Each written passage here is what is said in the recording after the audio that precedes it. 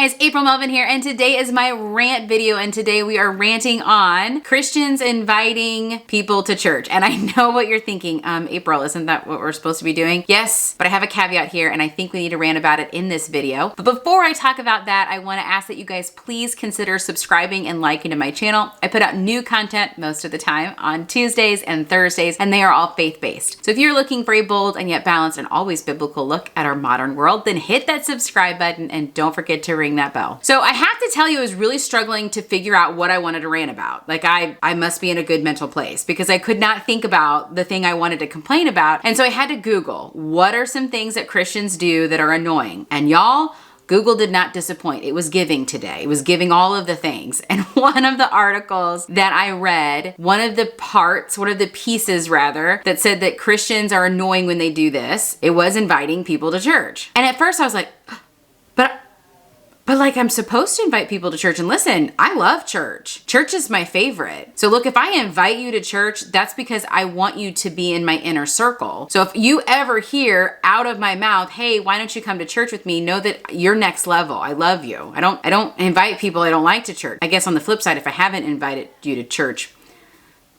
that may not be good either, but I love church. And so when I first read that, I thought, well, that's really rough. And you know what? What are we supposed to do? We're supposed to invite people to church. Well, then I started to pray about it, and the Holy Spirit showed me this. And this is where my rant comes in. As a non-believer, if my only interaction with you as a Christian is to say, hey, why don't you come to my church? I could see where that would be annoying. Hear me out. Your interaction with non-believers should be more than just an invitation to a weekly service. Do you guys get what I'm saying here? See, when we were given that great commission by Jesus, which tells us to go into the world and spread the gospel and make disciples and baptize in his name, right? That one job that we're assigned to do. That's the most important thing that we should be doing. But we've reduced this as Christians, and this is where my rant's coming in. We've reduced this to mean, well, heck, all I have to do is invite them to church. Listen, if I invite them to church, I'm off the hook. I've done the Great Commission. Look, I've invited them. What more do they want from me? And I think therein lies the crux of the problem. We've reduced evangelism to asking people if they want to come to an event on Sunday. And I'll take it a step further, and I didn't know I was going here, but that just dropped in my spirit. We've also reduced Christianity to an event on Sunday morning. Hello. We've reduced it to showing up for an hour and a half at a building with people that we don't even know the names of. We don't really even talk to. We listen to a 20-minute feel-good message, then we go home and we think that we have walked a Christian walk. That's not it. That's not it, y'all. Christianity isn't a hobby that you deal with once a week. This is the foundation of who you are. So imagine you're at work and you're a non-believer. Don't go to church, you've made that clear, and your Christian neighbor in the cubicle next door, they don't act like Christians. They don't talk like Christians. They don't treat people like Christians, and you know what I mean by that. They're not loving, they're not kind, they're not grace-filled, they're not people of integrity. If you're looking at this Christian and you're thinking, you know what, they don't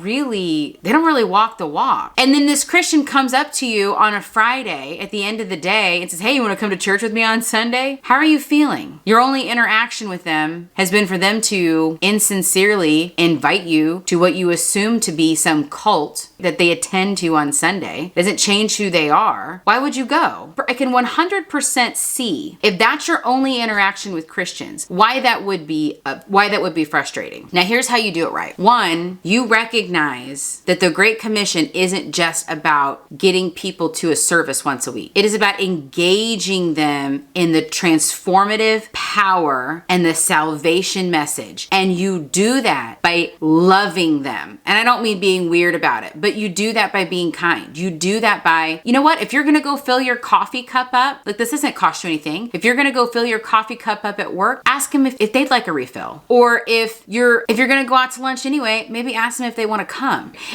It's bringing them alongside your daily life, which you should be daily walking with Christ, and they see that. They see you live that Christian walk. They see you when somebody says something nasty to you at the coffee shop that you just blow blow it off and don't let it bother you. Or if the boss comes down and starts ripping everybody a new one, right? And they're just able to have that peace that passes all understanding. They see that, they watch that, they witness that. They witness you living that sanctification process every single day. And then after you've come alongside them, you've invested in that relationship, you have shown them that you care about them as a person, that they're not just some number, right? That they're not just a box to check as a Christian. Then you say, hey, look, I don't know what you're doing on Sunday morning, but my pastor's doing a series. You might really be interested in coming. Would you like to go? Now they're in a different place. Now you're just not, cold calling people to get them to come to church. Now you've invested in a relationship. You like this individual, and now you're asking this person if they want to join you. You've already invested in that relationship. And so that's a different model. That's different than what we're doing a lot of times in the Christian faith. So I guess my rant is this. If you think that you are satisfying the qualifications for evangelism by just asking blanket everybody you see if they want to come to church with you, you're not. You are actually probably doing more harm than good. And we need to be mindful of that. So instead, treat people with respect, love people, pour into them, and then ask them if they would like to join you. It's a completely different feel. You want evangelism for the kingdom, try that method. And maybe I won't find a Google article about how it's obnoxious when Christians invite them to church. Fingers crossed. All right, that's all I had today for the rant. Guys, if this was helpful, give it a like, give it a share. Let me know in the comment section. And then guys, come back on Thursday. I know we're into February, but goals are still important. And I'm going to be talking about how to have a goal for a stronger faith, what that looks like, and then how to create actionable steps so we can actually achieve it instead of just wishing that we had a better faith, right? I want to put some work boots to our wishes with some goals. So we're going to look at that Thursday. Come back on Thursday, guys, and I will see you then.